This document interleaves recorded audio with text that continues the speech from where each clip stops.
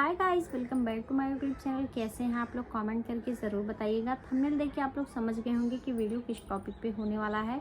और ये जो टॉपिक है ये मैंने अपने डिलीवरी वाले ब्लॉग में लास्ट में आप सबको बोला था कि मैं आप सबको बहुत जल्द ये शेयर करने वाली हूँ कि मेरी डिलीवरी जो है वो सी सेक्शन क्यों हुई। तो जैसा कि आप सबको पता है कि मेरा एक बेटा है और अभी हाल फिलहाल में मुझे एक बेटी हुई है सी सेक्शन से। तो मेरा बेटा भी सी सेक्शन से ही हुआ था। तो बहुत सारे लोग ऐसा सोचते हैं कि अगर पहला बेबी सी सेक्शन से हुआ है तो दूसरा भी सी सेक्शन से ही होगा। ऐसा कुछ नहीं है, मेरे साथ ऐसा नहीं हुआ। क्या रीज़न था, क्यों हुआ, वो सब मैं अभी आपको आगे बताऊंगी। आप लोग ब्लॉग में बने रहिए। ये ब्लॉग मैं बहुत जल्दी शेयर करने वाली थी आप लोगों के साथ, बट किसी रीज़न की वजह से मैं काफ़ी लेट बना पा रही हूँ। और मुझे पता है कि जब मैंने ये बोला था तब बहुत सारे लोग प्रेग्नेंट रहे होंगे और अभी तक तो उन लोगों का बेबी हो भी चुका होगा, बट कोई बात नहीं, उसके लिए सॉरी, मैं ही लेट हूँ थोड़ा सा। तो ऐसा नहीं है कि अगर आपकी पहली डिलीवरी सी सेक्शन हुई है तो दूसरी भी सी सेक्शन ही हो। मुझे इन सारी चीज़ों का बहुत ही ज़्यादा कन्फ्यूज़न था कि मैं जल्दी प्रेग्नेंट हो गई हूँ तो शायद मेरी सी सेक्शन ही होगी। तो मेरी डॉक्टर जो है उन्होंने मुझे बहुत सारी चीज़ें क्लियर की हैं। तो मैं वही सब आप सबके साथ शेयर करने वाली हूँ कि क्यों हुआ सी सेक्शन, मेरा क्या रीज़न था और आपका भी हो सकता है या नहीं। तो मुझे मेरी डॉक्टर ने जो बताया वो मैं अपना एक्सपीरियंस आप सबके साथ शेयर करने वाली हूँ। तो बिना देर किए हुए चलिए वीडियो में आगे बढ़ते हैं।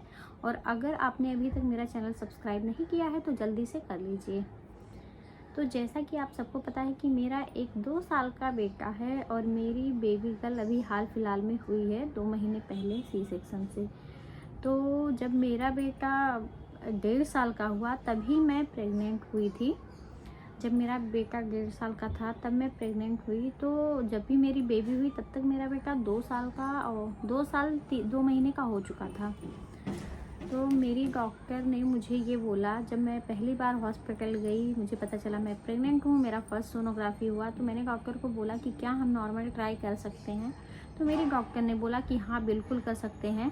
तो मैंने डॉक्टर को बोला आपने कि वैसे मैंने सुना है कि अगर बच्चा 3 साल का हो जाए तभी आप नॉर्मल ट्राई कर सकते हो। मैंने अपना कन्फ्यूज़न दूर किया क्योंकि मैंने भी बहुत सारे वीडियोस देखे थे, बहुत सारे लोगों से सुना था, बट मेरे डॉक्टर ने बोला कि ऐसा नहीं है, वो बॉडी के कंडीशन पे होता है। कुछ लोगों की बॉडी जो होती है वो जल्दी सपोर्ट कर जाती है चीज़ें, जैसे कि कुछ लोगों का टाका जल्दी सूख जाता है, कुछ लोगों में टाइम लगता है, कुछ लोग जल्दी एक्टिव हो जाते हैं, कुछ लोगों में बहुत ज़्यादा टाइम लगता है। तो बॉडी के ऊपर भी रहता है थोड़ी बहुत चीज़ें कि आप उस चीज़ को कितना सहन कर सकते हो।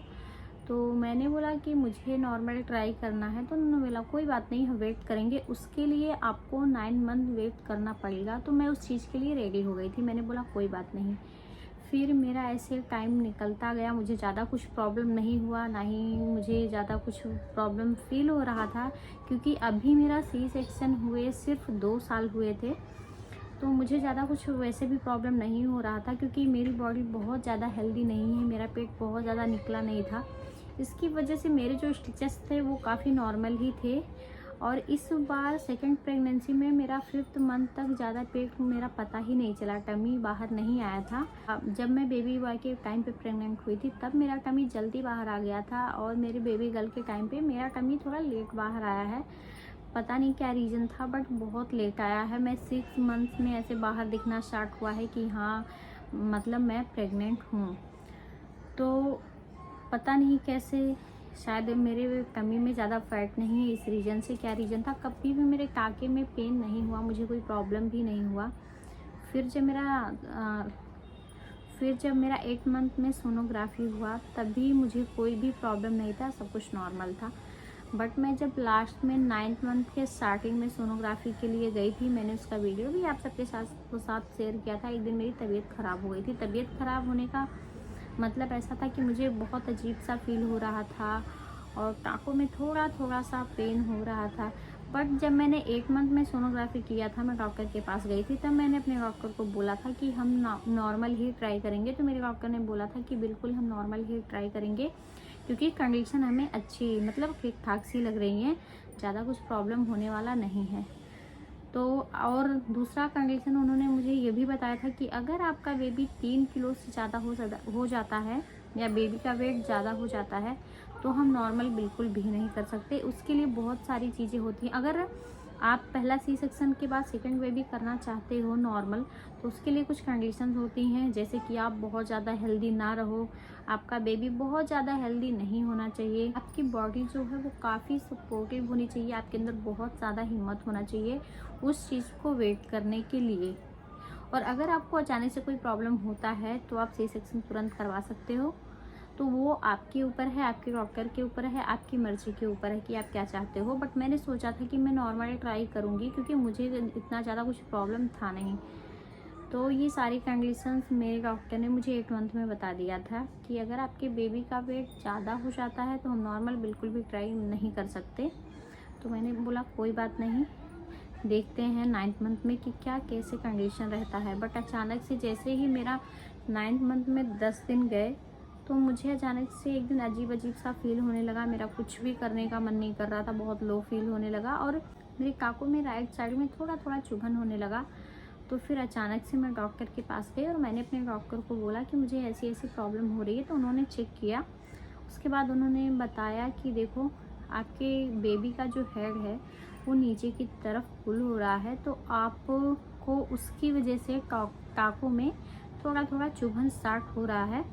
और अगर बेबी का हेड नीचे अचानक से आ जाएगा पूरा, तो आपके टाँके भी खुल सकते हैं, क्योंकि मेरी बेबी गर्ल जो है वो, उसका जो वज़न था वो काफ़ी अच्छा खासा ठीक था, जितना नॉर्मल बच्चे का होना चाहिए। वैसे तो डिलीवरी के लिए नॉर्मल वेट जो होता है वो 2.5 केजी होना ही चाहिए, बट उस टाइम मेरी बेबी का जो वेट था 2.7 केजी हो चुका था। तो उन्होंने बोला कि आपके 9th मंथ कंप्लीट होने में अभी 10 दिन बचे हैं, और अगर हम 10 दिन तक वेट करेंगे तो बेबी का वज़न और बढ़ेगा, क्योंकि लास्ट जो महीना होता है प्रेगनेंसी का, उसमें बेबी जो है वो वज़न जल्दी गेन करता है, बहुत ज़्यादा गेन करता है। तो बच्चा हो जाएगा 3 किलो का, उसके बाद आपको टाँकों में बहुत ज़्यादा प्रॉब्लम होने लगेगा और शायद आपके टाँके भी खुल सकते हैं। तो इस रीज़न की वजह से मैं बहुत ज़्यादा डर गई। फिर मैं घर पे आई और मैंने इस बारे में बहुत सोचा कि हाँ, नहीं हो पाएगा तो सी सेक्शन ही करा लेते हैं, वैसे भी एक बार तो हुआ ही है। वरना अगर मेरी बेबी का वेट थोड़ा सा भी कम होता, मेरी बेबी 2 किलो की होती, तब हम ट्राई कर सकते थे। और मेरी बेबी का हेड भी बहुत जल्दी नीचे आने लगा था, इसकी वजह से मेरे टाँकों में दर्द होना स्टार्ट हो गया था। तब जब मेरे डॉक्टर ने मुझे इतनी सारी चीज़ें बता दी, फिर हम लोग घर पे वापस आए और डॉक्टर ने मेरी एक चीज़ और बोला कि अभी दिवाली का टाइम है, चाहे तो आप धनतेरस के दिन करा लो या दिवाली के दिन, जब भी आपको सही टाइम लगे आप अपना सीज़र करा सकते हो। इससे ज़्यादा वेट हम नहीं कर सकते हैं, क्योंकि कहीं ना कहीं हमारे डॉक्टर की भी रिस्पॉन्सिबिलिटी रहती है कि अगर 9 महीने उन्होंने हमें दिया है तो वो हमारा बच्चा भी सही सलामत हमें हमारे हाथ में दे दें और हम भी ठीक ठाक से रहें। क्योंकि उन्होंने मुझे ये भी बोला कि आपका भी ठीक ठाक रहना ज़रूरी है और बच्चों का, और बच्चे बाहर आके कहीं ना कहीं ठीक हो जाएंगे।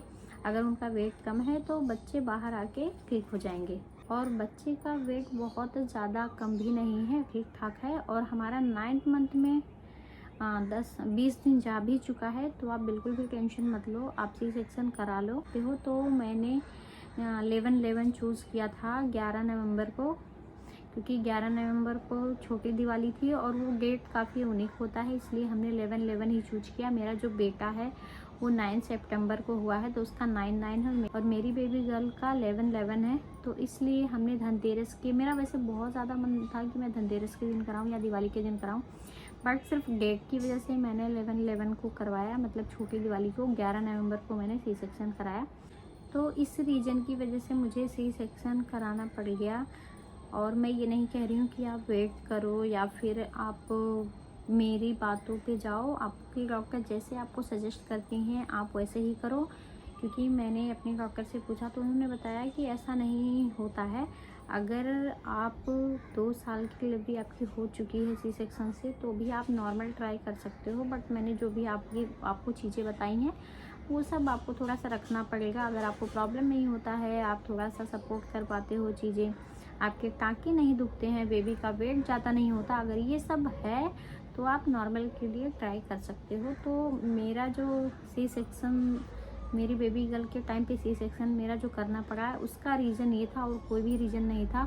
अगर मैंने 9 महीने जैसे तैसे इतना करके निकाला है तो मुझे रिस्क बिल्कुल भी नहीं लेना था। तो आप भी बिल्कुल, अगर आपके साथ ऐसा कोई सिचुएशन होता है तो मैं तो यही कहूँगी कि आप बिल्कुल भी रिस्क मत लो, कुछ भी रिस्क मत लो। आपकी डॉक्टर जो कहती है, जैसे कहती है, आप वो सारी चीज़ें कर लो, क्योंकि हम डॉक्टर से ज़्यादा नहीं जानते हैं कोई भी चीज़ें। और अगर उसने आपको 9 मंथ चेक किया है, देखा है, वो आपकी डॉक्टर रही है, तो कहीं ना कहीं उसको भी रहता है कि हम बच्चा सही सलामत इनके हाथ में दे दें। उसकी भी एक जिम्मेदारी बन जाती है उस चीज़ के लिए। तो आप बिल्कुल भी जल्दबाजी ना करें, या किसी चीज़ का जो आपकी डॉक्टर कह रही है उसको इग्नोर ना करें, उसके डिसीजन के साथ ही चलें। और ये वीडियो मैं आप सबके साथ एक इन्फॉर्मेशन के तौर पे शेयर कर रही हूँ। मैंने सोचा था कि आप लोगों के साथ मैं शेयर करूँ, शायद अगर किसी का सी सेक्शन हुआ है पहले, और अगर आपके टाँकों में ज़रा भी पेन होता है, या अगर आपको 9 मंथ में कोई भी प्रॉब्लम होता है, तो आप तुरंत अपने डॉक्टर के पास जाओ और आपकी डॉक्टर जो कहती है आप वही करो। आप बिल्कुल भी लेट मत करो, क्योंकि जब 9th मंथ का लास्ट टाइम चल रहा होता है तो बेबी का बॉडी हेड नीचे आने लगता है, उसकी वजह से हमारे टाँकों में पेन होता है। तो हमें बिल्कुल भी रिस्क नहीं लेना चाहिए। तो ये जो मेरा ब्लॉग था, ये थोड़ा बहुत इन्फॉर्मेशन के लिए था कि मेरे साथ जो हुआ, अगर आपके साथ ऐसा होता है तो आप ध्यान में रखिएगा। इसलिए मैंने बोला था अपने डिलीवरी वाले ब्लॉग में कि अब मैं आप सबके साथ ये ज़रूर शेयर करूँगी। क्योंकि तो कैसा लगा ये मेरा छोटा सा ब्लॉग, कमेंट में ज़रूर बताइएगा। अगर आपके कोई क्वेश्चन हैं तो मुझे ज़रूर कमेंट करिएगा। मिलती हूँ मैं नेक्स्ट ब्लॉग में, तब तक के लिए बाय बाय।